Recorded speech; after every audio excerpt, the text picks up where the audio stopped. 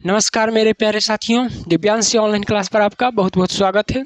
आशा करते होंगे आप अच्छे होंगे, आपकी बोर्ड की तैयारी बहुत अच्छे चल रही होगी। तो आज हम इकोनॉमिक्स का चैप्टर 2 अर्थशास्त्र का अध्याय 2 में उसका 5वां भाग चल रहे हैं। 2-3 भाग में ये भी चैप्टर खत्म हो जाएगा। इसके बाद या तो ज्योग्राफी या फिर इतिहास या नागरिक शुरुआत करेंगे।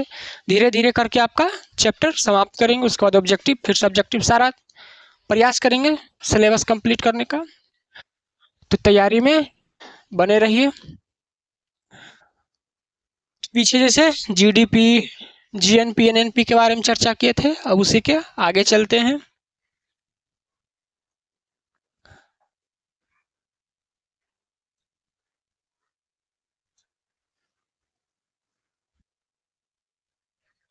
देखिए,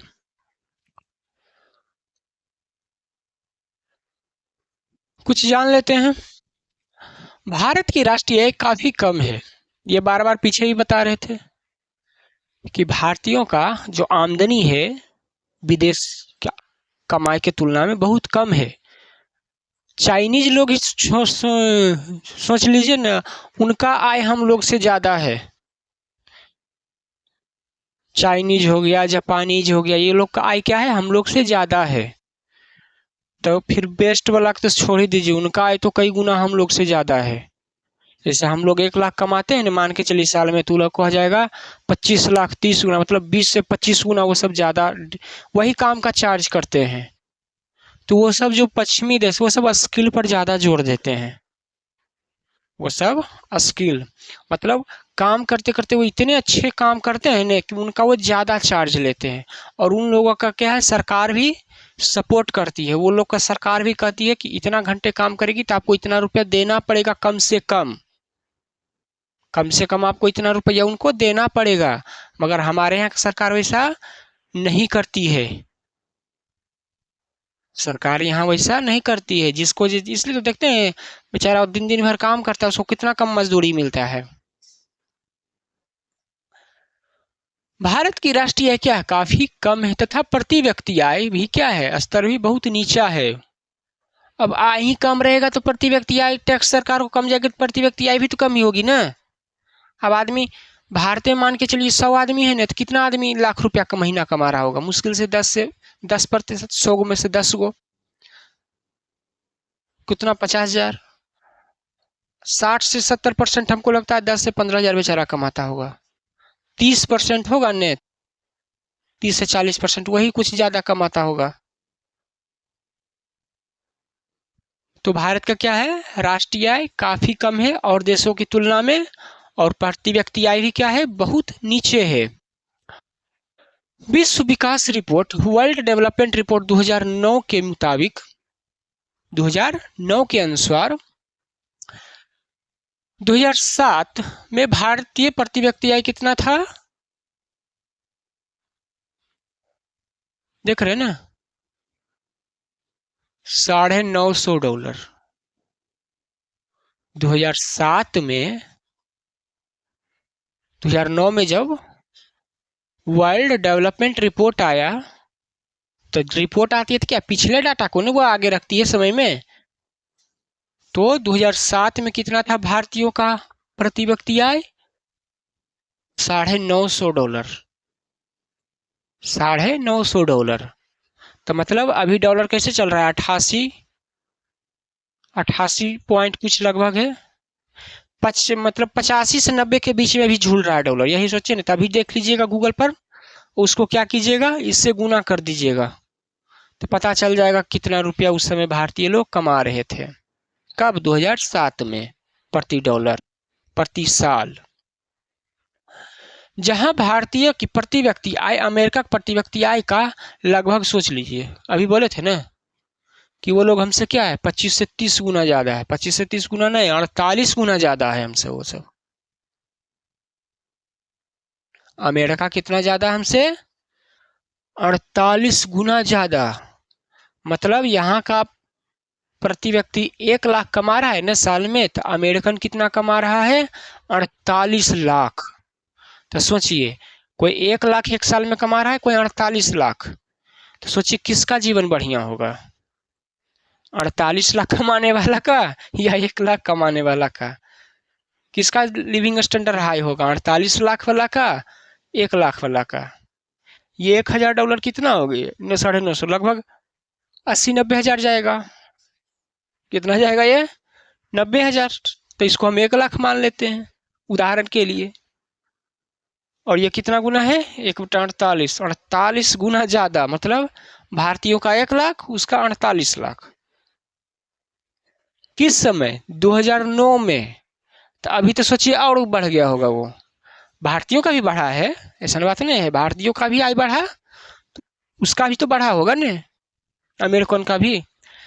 इसी प्रकार हम विश्व के कुछ देशों के प्रति व्यक्ति आय को निम्न प्रकार से स्पष्ट करते हैं। जैसे अमेरिका का प्रति व्यक्ति आय कितना है, देख लीजिए, $46,040। अमेरिका का प्रति व्यक्ति आय कितना है? $46,040।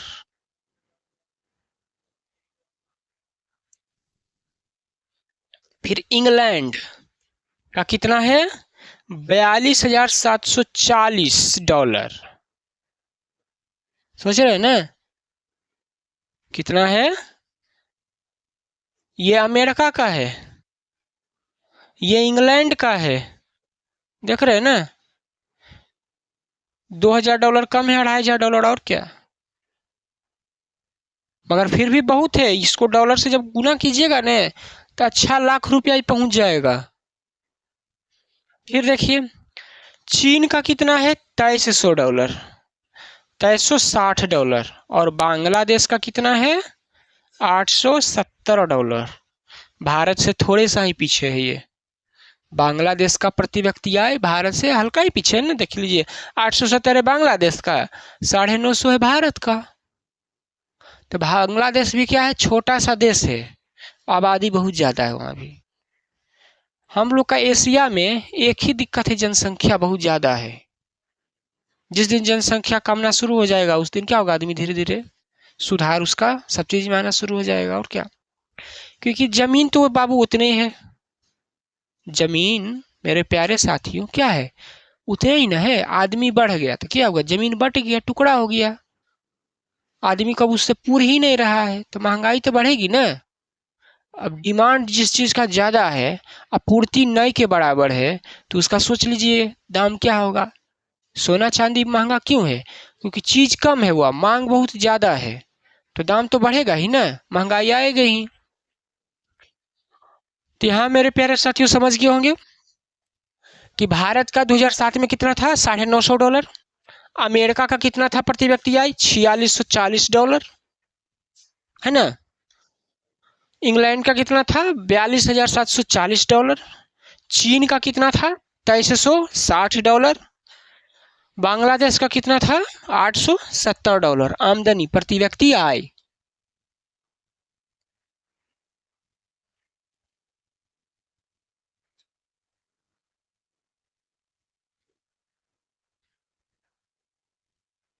आगे देखिए,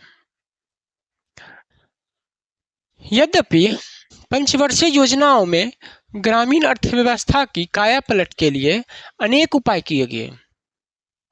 बोले थे कि हर साल क्या होते हैं, पंचवर्षीय योजना निकलती है, ये खाका तैयार करती है हर साल, हर 5 वर्ष में, कि देश में क्या है, इतना विकास हुआ है, 5 साल में टारगेट रखा जाता है, इसको इतना विकास कर देना है, इतना सड़क बना देना है, इतना रोड बना देना है, इतना रेलवे लाइन बिछा देना है, इतना बिजली उत्पादन कर देना है, इतना सौर प्लेट लगा देना है, इतना लोगों को रोजगार देना है। ये सब क्या है, पंचवर्षीय योजना में खाका तैयार किया जाता है। केंद्र सरकार और राज्य सरकार दोनों मिलकर काम करती है।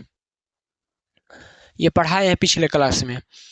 अनेक उपाय किए गए, पर जनसंख्या में भारी वृद्धि तथा अन्य व्यवसायों में उस गति से विकास न होने के कारण विगत वर्षों में भूमि पर जनसंख्या का भार निरंतर बढ़ता गया, जिससे गरीबी और बेरोजगारी की समस्या क्या है, बढ़ती चली गई, बढ़ गया, बेरोजगार हो गया। एकदम सही कहना है। योजना सरकार बनाती है मगर योजना क्या है, फैल कर जाती है। क्यों? क्योंकि जनसंख्या बहुत ज्यादा है। देख रहे होंगे तो पता चल ही जाता है जनसंख्या क्या है। गए ना, ट्रेन से जाते हैं तो पता चल ही जाता हो बिहार में क्या हालत है ट्रेन की। सीट मिल जाए तो समझिए भगवान की कृपा है आप पर, ट्रेन में जो सीट मिल जाएगी तो रिजर्वेशन कराने चाहिए तब पता चल जाएगा। स्लीपर आपको, जो स्लीपर डब्बा होता है वो आपको जनरल से भी बदतर मिलेगा, इतना ठसम ठस भीड़। और जनरल जो बेचारा पैसेंजर गाड़ी होकर तो हालतें छोड़ दीजिए, आदमी बेचारा इधर उधर लटक लटक के चलता है, आने की जरूरत है ही नहीं।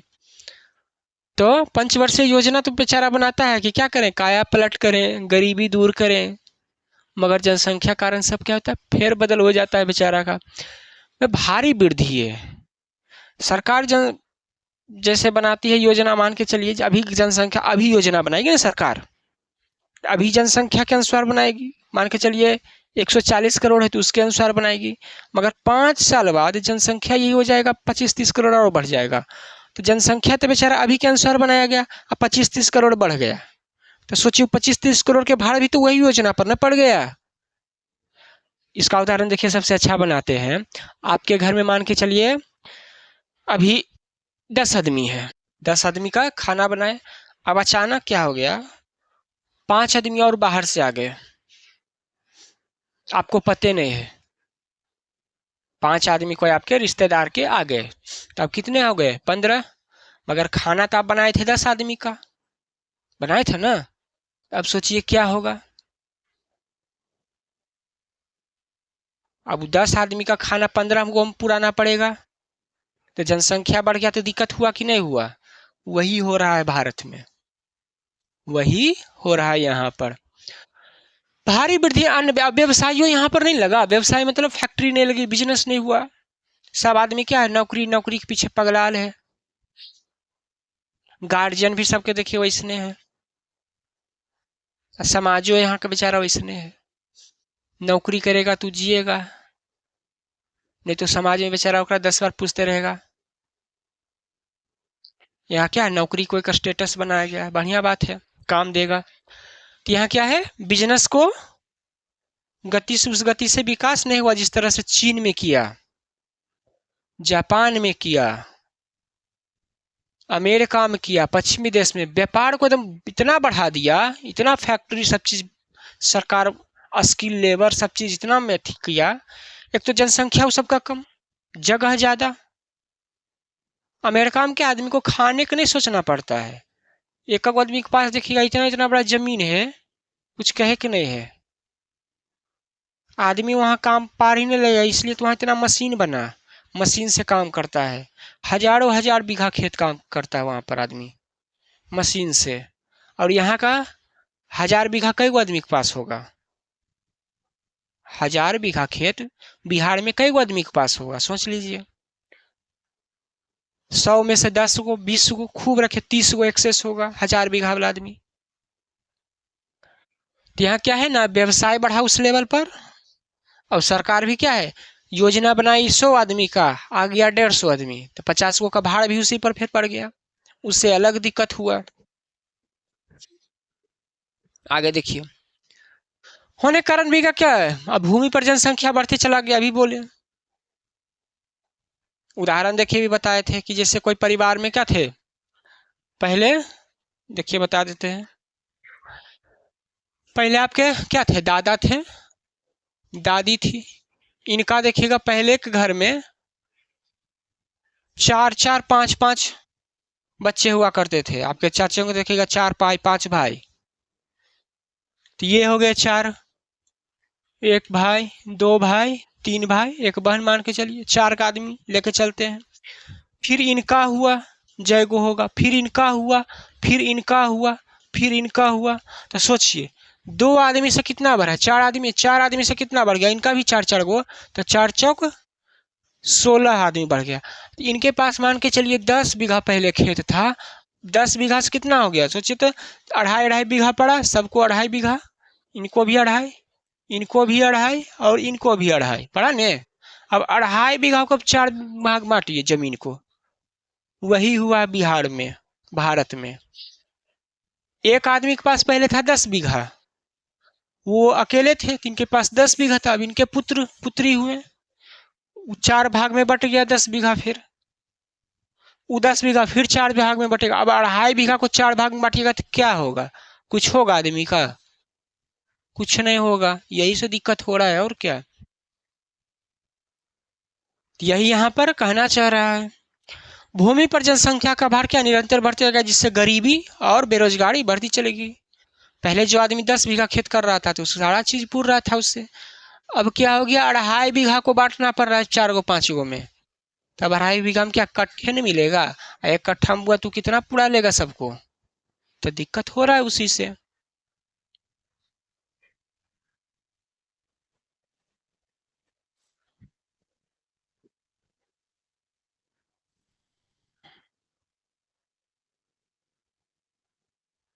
आगे देखिए, आज आधुनिक युग में कृषि क्षेत्र में हुए सुधार, विज्ञान प्रौद्योगिकी मतलब साइंस बेस्ड टेक्नोलॉजी आ गया हर चीज में, एवं अन्य क्षेत्रों में हो रहे गुणवत्ता व विकास के पश्चात भी लोगों को रोजगार प्राप्त नहीं हो पाता है।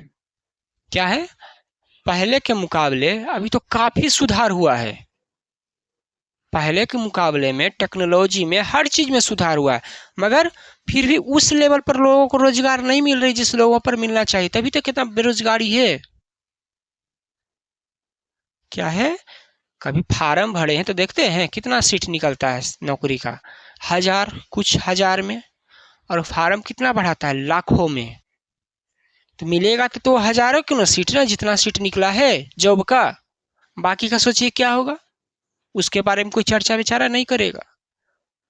बाकी का मान के चलिए कोई जॉब में निकला है 5,000 पोस्ट, जिसका हो गया था तो ठीक है, 5,000 वो निकाला तो 5,000 तो ले ही लेगा कंपनी, कोई भी निकाला हो, सरकारी हो चाहे प्राइवेट हो। अब बाकी जो 10 लाख 20 लाख फार्म भरा गया, बाकी का क्या होगा? वो बारे में कोई चर्चा नहीं करेगा, वो बेरोजगार होगा बेचारा। और क्या होगा? उसका समय भी गया, पैसा भी गया, सब चीज गया उसका। उस लेवल पर सब चीज टेक्नोलॉजी में देख रहे हैं कितना बढ़ गया है। भारत में टेक्नोलॉजी बहुत आगे बढ़ गया पहले के मुकाबले में। हर चीज में टेक्नोलॉजी में भारत अच्छा खासा एक लेवल पर आ गया है, जिस कारण स्वभावतः यह बेरोजगारी प्रति व्यक्ति आय को कम करके गरीबी की ओर बढ़ावा देती है। अब आदमी के पास रोजगार ही नहीं होगा तो क्या होगा? वो बेरोजगार होगा, और जब बेरोजगार होगा तो पैसे नहीं होगा, जब पैसा नहीं होगा तो आदमी गरीब होगा। स्वाभाविक सी बात है, इसमें कहे की जरूरत पड़ेगा? जब आदमी के पास काम नहीं होगा, पैसा नहीं होगा, तो गरीब कहलाएगा ही। ठीक इसी परिप्रेक्ष्य में अतिरिक्त श्रम शक्ति के बोझ को कम करके उसे गैर कृषि क्षेत्रों में रोजगार प्रदान करके कृषि उद्योग, और आदमी अभी भी देखिए क्या है, भारत को क्या गांव का देश कहा जाता है? भारत को क्या कहा जाता है? गांव का देश कहा जाता है कि नहीं कहा जाता है? अभी भी 100 में से 60 से 70 लोग क्या है, खेती पर निर्भर करते हैं। खेत तो बढ़ के छोटा हो गया, जिससे दिक्कत हो रहा है और उन लोग को। तब क्या करें, श्रम शक्ति के बोझ को अब वहां से कम करने के लिए, किसानी पर आदमी का बोझ अब कम करने के लिए करे। क्या करने के लिए करे, क्यों करने के लिए? और उसको क्या करे, गैर कृषि कृषि उद्योग में लगने के कह रहे हैं। मतलब किसी के पास अब 5 कट्ठा है, तो 5 कट्ठा में 5 परिवार के कहीं खिला पाएगा, साल भर कहीं नहीं खिला पाएगा। तो उसको क्या करना चाहिए, बोल रहे हैं कुछ आदमी को कि 5 कट्ठा में ठीक है नहीं, मगर 1 कट्ठा में फैक्ट्री तो बढ़िया लग सकता है, कोई भी एग्रो प्रोडक्ट का। आजकल जो चिप्स बनता है, कुरकुरे बनता है, बहुत सारे चीज खाए वाला सामान बनता है ना, तो आप उसका उद्योग कर सकते हैं। मुर्गी पालन कर सकते हैं, बकरी पालन कर सकते हैं, मछली पालन कर सकते हैं। तो एग्रो प्रोडक्ट हुआ कि नहीं हुआ? वो व्यापार हो गया, मार्केट में सेल कर दीजिए। फिर आजकल कुल खाते हैं, मांस लोग खाते हैं ना, तो व्यापार हो जाएगा। 5 कट्ठा में आप उसको खेती बढ़िया से नहीं कर पाइएगा, मगर व्यापार बढ़िया से 5 कट्ठा में कर पाइएगा। शहर में देखते हैं ना, छोटा छोटा दुकान से आदमी का रेंट कितना आ जाता है, बहुत अच्छा खासा रेंट आ जाता है। फिर बेरोजगारी उन्मूलन और राष्ट्रीय विकास में महत्वपूर्ण भूमिका अदा करते हैं। जैसे ही कृषि उद्योग आएगा, कृषि पर आधारित, कृषि पर आधारित ही अधिकतर उद्योग चलते हैं। कृषि पर आधारित ही अधिकतर उद्योग चलते हैं। आदमी कृषि से आधारित बहुत सारा उद्योग कर सकता है, बहुत। देखते होंगे आजकल कैसा आता है, कमरे के अंदर खेती कर लेते हैं आदमी, फ्लोर बना के, 2 फ्लोर 3 फ्लोर। देखिएगा इजराइल में देखिए क्या करता है, पन्नी से पूरा कवर कर लेगा, पूरे घर जैसा। और फ्लोर देखते हैं जैसे 1 मंजिला 2 मंजिला 3 मंजिला, तो वैसे फ्लोर बाय फ्लोर खेती हो जाता है आजकल। मतलब 5 कट्ठा को 25 कट्ठा बना देगा, 5 फ्लोर बना के। तो वैसा करके कर सकते हैं खेती। और आजकल क्या होता है, क्रॉप फसल बोलना चाहिए, मतलब जिसको तुरंत 1 से 2 महीने में तैयार हो गए, मार्केट में उसको बेच के पैसा कमा सके। तो उसमें क्या होता है, शिमला मिर्च में उगाया जा सकता है, और क्या उगाया जा सकता है, फिर मशरूम, ये सब का खेती किया जा सकता है कृषि आधारित पर।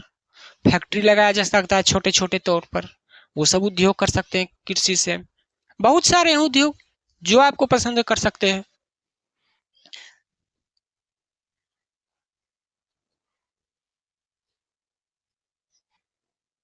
आगे देखिए, राष्ट्रीय आय की गणना मेजरमेंट मतलब मापना होता है ऑफ नेशनल इनकम। जैसा कि हम जानते हैं कि वस्तुओं तथा सेवाओं का उत्पादन विभिन्न साधनों के समूह प्रयत्नों का ही परिणाम है। जैसा कि हम कि उत्पादन क्या हुआ, विभिन्न साधन समूह प्रयत्न हुआ। उत्पादन फैक्ट्री में हुआ तो कैसे हो गया, अपने अपने थोड़े हो गया वो, उसमें आदमी लगा, लेबर लगा, पूंजी लगा, मशीन लगा, तब नहीं वो चीज उत्पादन हुआ। तो वही ये कहना चाह रहा है, विभिन्न साधनों का क्या है, सामूहिक प्रयत्नों का परिणाम है कि क्या हुआ, कोई चीज क्या हुआ, वस्तु का उत्पादन हुआ या सेवा का उत्पादन हुआ। कोई चीज में क्या हुआ, बहुत सारे समूहों के प्रयत्न से। जैसे कोई नौकरी किया, तो नौकरी में भी क्या है, वो कुछ कर रहा है, टीचर है तो वो पढ़ा रहे हैं, प्रयत्न कर रहे हैं ना पढ़ाने का, किसी चीज को सिखाने का। डॉक्टर है तो क्या कर रहे हैं, वो इलाज कर रहे हैं ना, किसी का जान बचाने का कोशिश कर रहे हैं कि नहीं कर रहे हैं, सेवा कर रहे हैं ना वो, भले उनके बदले में उसको पैसा मिलते हैं। वैसे ही फैक्ट्री वाला क्या होगा, वस्तु बनाएगा बहुत सारा चीज से, लेबर मशीन पूंजी लगाकर उत्पादन करेगा वस्तु का। उत्पादन प्रक्रिया के अंतर्गत उत्पादन के साधनों को लगान, मजदूरी, ब्याज तथा लाभ के रूप में आय प्राप्त होती है। उसके बाद देखिए, जब वस्तु क्या हो जाएगा, प्रोडक्शन हो जाता है। वस्तु जब फैक्ट्री में क्या होगा, बन जाएगा, उसके बाद क्या होगा, उस पर लगान लगेगा। लगान माने टैक्स लगेगा। फैक्ट्री में सामान बनती है तो सरकार क्या करती है, हिसाब मांगती है। क्या करती है सरकार, फैक्ट्री वालों से कहती है, बाबू बन गया सामान, कितना सामान बना, 1000 पीस बना, ठीक है, कितना बना, 1000 पीस सामान बना है, ठीक है, कितना में बेचोगे, तो बोलेगा ठीक है 10,000 में बिकेगा। ये कूलर 1000 कूलर बना है, इसका मूल्य रखेंगे 10,000, तो क्या है उसके अनुसार उस पर जीएसटी दे दो हमको। फैक्ट्री वालों का सरकार क्या कहेगी कि 10,000 कूलर बना है ना, तो कितना में एमआरपी रखेगा, 10,000, तो ठीक है इसका इतना % हमको पहले दे दो। उसके बाद 10,000 में वो ले लिया एमआरपी में सरकार, उसके बाद 10,000 में फिर उसमें लेबर कॉस्ट, फिर कूलर बनाने में जो रॉ मटेरियल लाया उसका कॉस्ट लगेगा ने, फिर कूलर को अलग अलग जगह पहुंचाने का ट्रांसपोर्टेशन खर्चा,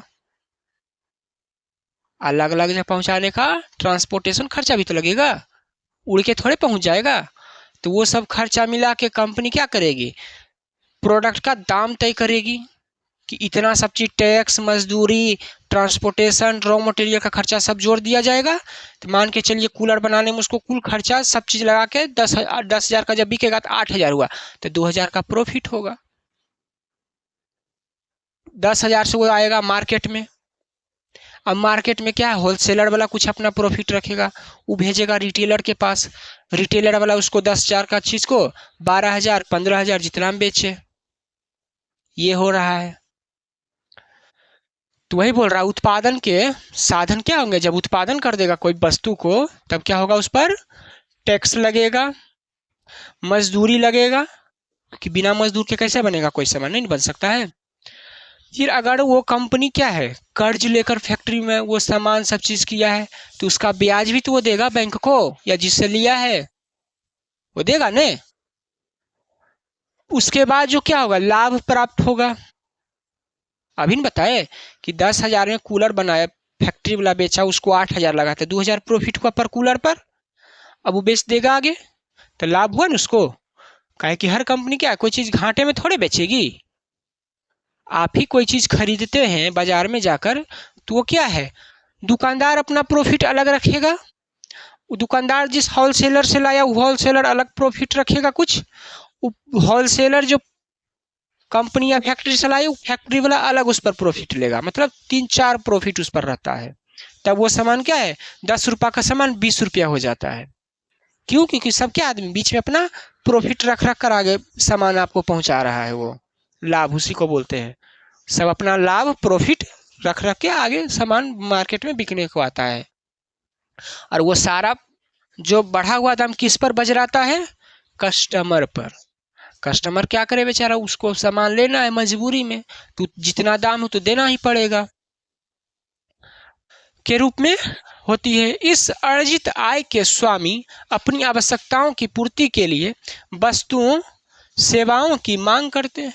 अब क्या होगा, सामान आया मार्केट में बिकने के लिए, तब कंज्यूमर क्या करेगा, कंज्यूमर माने उपभोक्ता, जिसको जैसा सेवा चाहिए वस्तु चाहिए उसके अनुसार क्या करेगा, उसका उपभोग करेगा। जिसको उपभोक्ता को जैसा, अब सामान बन गया तो मार्केट में ना आएगा ना। अब मार्केट में जिसको सेवा चाहिए वो सेवा लेगा। जैसे सेवा में हो जाएगा, जैसे किसी के घर में प्लम्बिंग का काम है, घर बनता है तो नल लगता है ना, वायरिंग होती है, तो वो जो काम करने वाला था प्लम्बिंग इलेक्ट्रिशियन क्या सर्विस देता है, सेवा देता है, उसको पैसा लेता है। मार्केट से जाकर आदमी लेता है ना। और क्या होगा, और किसी को कोई सामान लेना है तो मार्केट से जाकर वस्तु लेगा, उपभोग करेगा। आवश्यकता पूर्ति के लिए क्या करेगा, वस्तु सेवाओं की मांग करते हैं। मांग की यह वृद्धि उत्पादन को प्रोत्साहित करती है। और क्या है, मार्केट में कोई चीज का डिमांड बढ़ेगा तो प्रोडक्शन भी तो उसका बढ़ेगा। क्या होगा, मार्केट में जिस चीज का मांग रहता है फैक्ट्री क्या उस चीज को ज्यादा बनाती है, उत्पादन करती है। अब ज्यादा उत्पादन करेगी क्या है, ज्यादा लेबर भी चाहिए, तो रोजगार ज्यादा बढ़ेगा। और आर्थिक क्रिया का चक्र क्या है, पूरा होता है। इस तरह से एक साइकिल चलते रहता है। एक फैक्ट्री वाला बना के देगा मार्केट में, मार्केट से खरीदेगा कंज्यूमर, फिर मांग कंज्यूमर बढ़ाता है ना, फिर कंज्यूमर को खरीदा वो सामान, तो फिर फैक्ट्री वाला बना के मार्केट में देगा, फिर कंज्यूमर उसको खरीदेगा। ये चक्र क्या होता है, पूरा होते रहता। ये चक्र देख रहे हैं ना। ये जो भी क्या है, कंपनी सामान बनाई मार्केट में भेजा, मार्केट से कंज्यूमर के पास, फिर कंपनी बनाई, फिर मार्केट में आया, फिर खरीदा आदमी। ये चक्र क्या है, डिमांड के अनुसार बढ़ते रहता है, चलते रहता है। जैसे देखिए यहाँ पर कोई चीज क्या हुआ, प्रोडक्शन उत्पादन, उत्पादन हुआ, कोई चीज क्या हुआ, उत्पादन हुआ। उत्पादन के बाद क्या हुआ, आदमी खर्च किया, व्यय किया, खर्च करके क्या उत्पादन किया, उत्पादन करके फिर क्या हुआ, बेचा उसको, आई। क्या हुआ, कोई चीज पहले उत्पादन हुआ, उत्पादन करने में क्या लगा, खर्च लगा ना, एक्सपेंडिचर।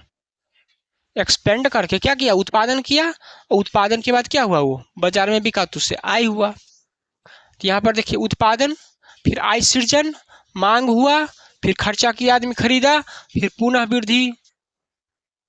फिर क्या करेगा कंपनी, कंपनी को पता चल रहा है कि मेरा सामान का मांग है, तो वो फिर बनाएगा ही ना। वो चक्र क्या है, चलते रहेगा। क्या है चक्र, वो चलता रहेगा। मिटा देते हैं एक बार, फिर से इसको समझा देते हैं, फिर से समझिए। जैसे कोई कंपनी को पता चले कि ये पेन है, इसका मार्केट में बहुत खपत है, क्या इस पेन का मार्केट में बहुत खपत है, तो कंपनी तो बार बार बनाएगी ना। क्यों, क्योंकि मार्केट में आदमी इसको खरीद रहा है। नहीं खरीदेगी तो नहीं बनाएगा, खरीदेगी तो कंपनी, तो ये चक्र क्या है, चलते रहेगा। मार्केट में कंपनी से बन के आएगी, मार्केट में आदमी इसको खरीदेगा, कंपनी वाला फिर बनाएगा, लाभ होगा, तो वही क्या होगा, उत्पादन होगा, फिर आय होगा, बेचेगा तो आय होबे न करेगा, फिर क्या होगा, एक्सपेंडिचर करके वही करेगा। ये चक्र क्या चलते रहेगा, और क्या। बस सिंपल सा है। आगे देखिए,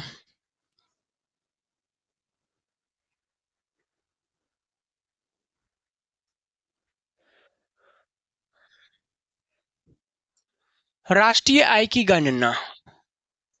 राष्ट्रीय आय की गणना, कोई चीज क्या होती है पहले? उत्पादन। कोई चीज क्या होती है पहले मेरे प्यारे साथियों? उत्पादन। बनाया जाता है चीजों को। उत्पादन एवं मूल्य जोड़ा विधि, जोड़ विधि। उत्पादन में क्या होता है? उसका दाम तय किया जाता है कि ये चीज 5,000 में बिकेगी, 10,000 में बिकेगी, 2 रुपया में बिकेगी, जो भी हो तो उसका मूल्य जोड़ दिया जाता है। उसके बाद आय होती है। आय के बाद क्या होती है? एक्सपेंडिचर होती है। क्या होती है? एक्सपेंडिचर। आदमी इनकम करेगा तभी ना खर्चा करेगा। अभी तुरंत पीछे चक्कर था कि नहीं है? क्या चक्कर था? पहले क्या होता है? कोई चीज का प्रोडक्शन होता है और आदमी इनकम किया, और इनकम करेगा तो क्या करेगा? खर्च करेगा। खर्च करके क्या करेगा? वो चीज को लाएगा, वस्तु का उपभोग करेगा, सेवा का लाएगा, फिर वो उत्पादन होगा, फिर आदमी खर्च करेगा। आय जिस आमदनी आय करेगा, फिर आदमी खर्च करेगा, फिर खर्च करके वो खरीद के लाएगा, फिर उत्पादन होगा। तो ये चक्र क्या है? वैसे चलते रहेगा। तो वही है, वस्तु का उत्पादन होगा, आदमी का इनकम होगा, वो क्या करेगा? उसको खर्च करेगा। आय का विधि, आय के भी बहुत सारे विधि हैं, व्यय के भी बहुत सारे विधि हैं आजकल। मगर एक बात बोला जाता है कि नहीं बोला जाता है? कमाना मुश्किल है, खर्च करना मुश्किल नहीं है। 1,00,000 रुपया आपको खर्च 1 मिनट नहीं लगेगा, फट सुबह हो जाएगा। और 1,00,000 कमाने में आपको बहुत मुश्किल होगा, लगेगा। अगर कमाई के साधन नहीं है तब, कमाई के साधन है तो 1,00,000 रुपया कमाना कोई दिक्कत नहीं है। कमाई के साधन है तो 1 करोड़ रुपया दिक्कत नहीं है, नहीं है तब तो दिक्कत होगा। जब राष्ट्र के व्यक्तियों की आय के आधार पर राष्ट्र की आय गणना की जाती है, तो उस गणना विधि को आय गणना विधि कहते हैं, सेंसस ऑफ इनकम मेथड। क्या बोलते हैं? इसको ध्यान से समझिएगा। जब राष्ट्र के व्यक्तियों की आय के आधार पर राष्ट्रीय आय की गणना की जाती है, प्रति व्यक्ति आय बोलते हैं ना, पर कैपिटा बोलते हैं कि हर चीज की क्या होती है? गणना होती है देश में। देश में क्या होती है? हर आय की गणना की जाती है कि कितना इनकम हुआ देश को, कितना प्रति व्यक्ति यहाँ भारत में कमा रहा है, सभी की गणना होती है। तो उसी गणना को क्या कहेंगे? सेंसस ऑफ इनकम मेथड, मतलब आय की गणना की विधि। आय की गणना की विधि कहेंगे। कहा जाता है प्राप्त की गई आय व्यक्ति अपने उपभोग के लिए व्यय भी करता है। अभी तुरंत बताएं, जब आदमी क्या करेगा? इनकम करेगा तो क्या करेगा? खर्च भी करेगा। खाना पर, कपड़ा पर, ट्रांसपोर्टेशन पर, बहुत सारे चीज पर, इंटरटेनमेंट पर, घूमने पर, बहुत सारी चीज पर खर्च करेगा जब कमाएगा आदमी। और जैसा आमदनी रहता है बेचारा आदमी वैसा खर्चा करता है। अगर आदमी का आमदनी ज्यादा है तो क्या करता है? खर्च भी ज्यादा करता है कि नहीं करता है? उसका देख लीजिएगा, जो आदमी का आमदनी ज्यादा, खर्चा भी उसका ज्यादा होता है, ऑटोमेटिक है। इसलिए राष्ट्रीय आय की गणना लोगों के व्यय के माप से किया जाता है। इसलिए राष्ट्रीय आय की गणना कैसे किया जाता है? लोगों के व्यय, एक्सपेंडिचर से, कि आदमी खर्चा कितना कर रहा है। परचेजिंग पावर इसको बोलते हैं। क्या बोलते हैं इसको? Purchasing power. जिस देश का परचेजिंग पावर जितना ज्यादा होता है ना, कंपनी वाला उस देश में जाए लगी मार कर ले रहते हैं। अमेरिका में आदमी बिजनेस क्यों करना चाहता है? क्यों? और यूरोप में, क्योंकि वहां के लोगों के खर्च करने की, क्या है, व्यय करने की जो कैपेसिटी है बहुत ज्यादा है। आमदनी ज्यादा, खर्च ज्यादा करेगा ऑटोमेटिक ही। अब आप ही लोग, जैसे हम ही लोग 1,00,000 कमाएंगे, 10,10 लाख कमाएंगे, कोई चीज खरीदने से पहले सोचेंगे? नहीं सोचेंगे। गाड़ी है, ठीक है, 2 महीना में ले लेंगे। अब वही आमदनी आप लोग के पास नहीं रहेगा तो सोचना पड़ता होगा हर चीज के बारे में। तो वही है, लोगों, राष्ट्रीय आय की गणना कैसी होती है? लोगों के व्यय के मापा जाता है। कुछ चीज मापा जाता है, खर्चा से मापा जाता है, व्यय, एक्सपेंडिचर। राष्ट्रीय आय को मापने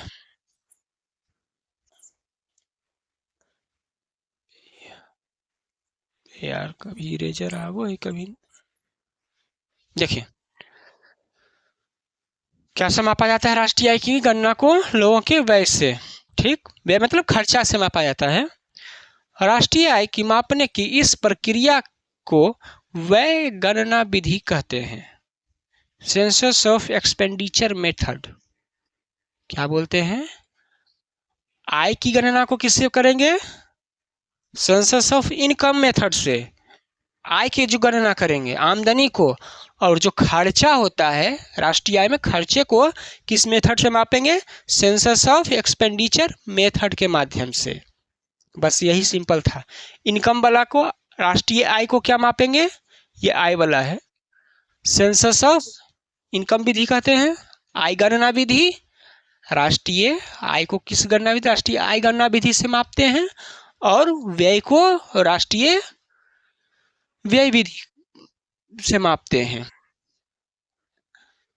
व्यय गणना विधि, व्यय गणना विधि से व्यय को मापते हैं, राष्ट्रीय व्यय को मापते हैं, और राष्ट्रीय आय को राष्ट्रीय इनकम, नेशनल इनकम बोल सकते हैं इसको, और क्या, सेंसस ऑफ, ये वाला याद कर लीजिएगा अपना मेथड दो तरह से है। इसको एक बार फिर से समझा देते हैं। राष्ट्रीय में राष्ट्र के व्यक्तियों के आय के आधार पर राष्ट्र के आय की गणना को किससे मापते हैं, उस विधि को क्या कहते हैं, आय गणना विधि।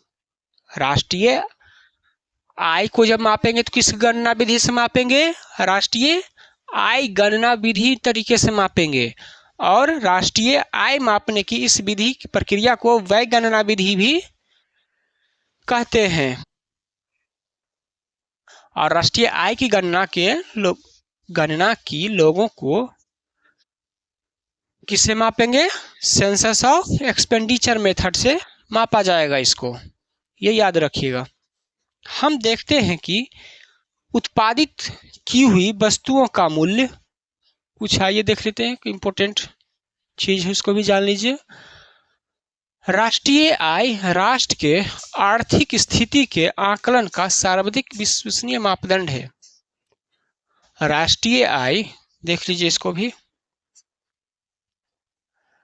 राष्ट्रीय आय के आर्थिक स्थिति को मापने का क्या है, सर्वाधिक विश्वसनीय मापदंड है। आय से ही किसी देश का क्या है, उसका आर्थिक स्थिति पता कर लेते हैं कि वो देश कैसा है, आदमी कैसा है, वही चीज है। इसको देखिए एक बार और अच्छे से समझ लीजिए बार बार, क्योंकि ये क्वेश्चन पूछा ही जाता है, समझ लीजिए इसको।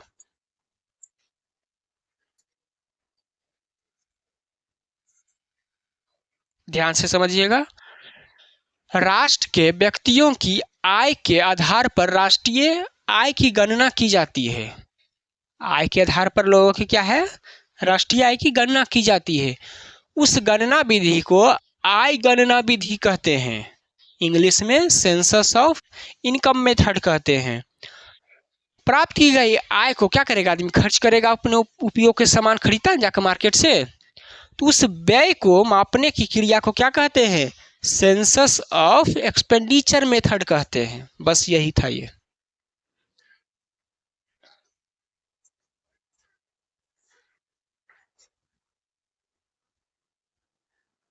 आगे देखिए,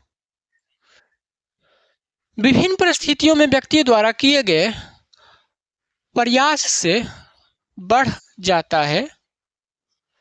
ऐसी स्थिति में राष्ट्रीय आय की गणना को मूल्य योग विधि कहते हैं।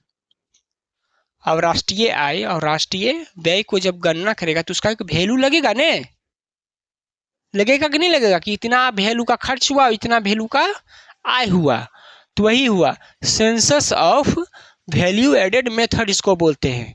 गणना का क्या होता है, मूल्य योग लगता है। क्या होता है, सभी का योग बनता है। कि आदमी जैसे आप ही लोग कमाते होंगे घर में गार्जियन, क्या लगता है, मूल्य लगता है कि नहीं, कि एक महीना में इतना इनकम हुआ, इस इनकम में क्या हुआ, इतना खर्च हुआ, मापते हैं नहीं, क्यों मापते हैं, बनता है ना चिट्टा कि इतना रुपया इधर खर्च हुआ, इतना इधर, उसको क्या बोलते हैं, आदमी उसको बही खाता भी बोलता है कि इतना खर्च हुआ, इतना आमदनी हुआ। तो बच गया तो क्या हुआ, आदमी सेविंग किया, प्रॉफिट में रह गया, और पूरा खर्चा हो गया और दूसरों से लेना पड़ा तो नुकसान में चला गया आदमी, वो समझिए। अंत में व्यावसायिक संरचना के आधार पर राष्ट्रीय आय की गणना की जाती है, और आखिरकार में जब वैल्यू एडेड हो जाता है method census of value added, तो क्या होता है अंत में, व्यावसायिक संरचना मतलब उद्योग के बिजनेस के आधार पर राष्ट्रीय आय की गणना की जाती है। व्यावसायिक आधार पर की गई गणना को व्यावसायिक गणना विधि कहते हैं, सेंसस ऑफ ऑक्यूपेशन मेथड कहते हैं। ये चारों विधि याद रखिएगा। सेंसस ऑफ वैल्यूएडेड मेथड किसे कहते हैं, सेंसस ऑफ ऑक्यूपेशन मेथड किसे कहते हैं मेरे प्यारे साथियों, और सेंसस ऑफ इनकम मेथड किसे कहते हैं, सेंसस ऑफ एक्सपेंडिचर मेथड। ये चारों याद कर लीजिएगा, यहाँ पर दिया हुआ है, बता भी दिए हैं, तो इसको भी एक बार और समझ लीजिए।